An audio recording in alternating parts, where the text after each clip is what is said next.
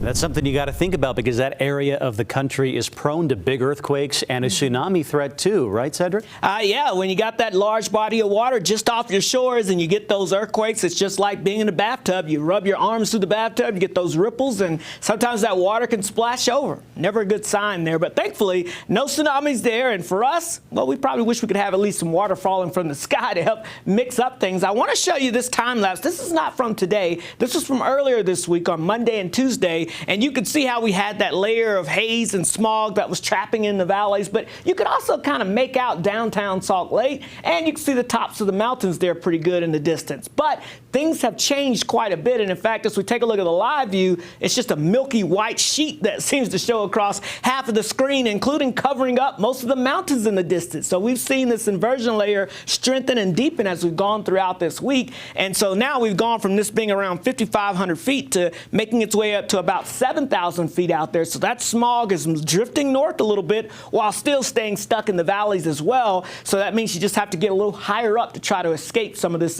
bad air. And we sure are still dealing with that with this code orange in effect still right now over Salt Lake County. And that trend, it's not going anywhere, folks. In fact, we likely will stay in that code orange for your Friday and for your Saturday. There are signs we may start to see this air tapering off or tapering back just a little bit on Sunday. I think a much better chance of that happening by the time we get towards Monday into next week. All right, let's talk about the weather pattern because most of the country, as you can see over the west, high pressure. Nothing showing up with that big ridge of high pressure blocking all the storm systems. But back to the east, that's where all the active weather has been and continues to be. And right now, this big area of low pressure is cranking up the lake effect machine once again. That's all that cold Arctic air flowing over those warm waters of the Great Lakes, and that's producing all this heavy snow. They've even seen some thunder snow with this system. And all these white dots are indications of some high wind reports. They've seen winds 50 to 70 miles per hour and gusting higher than that at times, creating a lot of power outages. So all the extreme cold weather is off to our east, which means all the extreme high pressure calm weather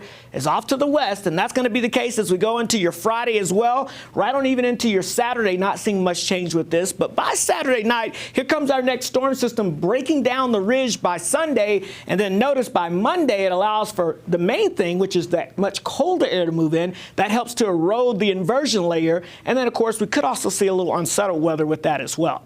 Outside right now, temperatures 30s and 40s across most of the state, still 60 in St. George right now. We're heading down into the 20s, so watch out for some patchy freezing fog. It's going to be another cold night, but as we go throughout your Friday, rinse and repeat.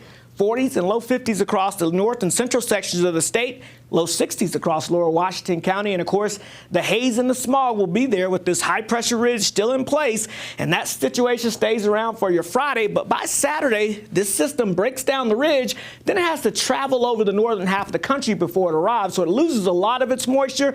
But still, we could see some scattered snow showers on Monday as that system moves through before high pressure builds back in by Tuesday. I kind of hesitate to show you the snowfall totals because it's going to be light, whatever we see. But the best chance of that will be north of I-70 and really especially north of I-80 there. But again, light amounts is that expected with this system. In St. George, low 60s with sunshine, 50s for the weekend. And then, oh my, we've got 40s as we head into next week. But again, the good news is this front will clear out this inversion layer and get rid of all this icky air that we have in place. But between now and then, we stay with that inversion and that smog and haze around, but maybe some changes for next week. Okay, we'll look forward to those. Jay, how about an indoor sport? Get away from the haze. That's really important. Yeah, I could kill for one. So.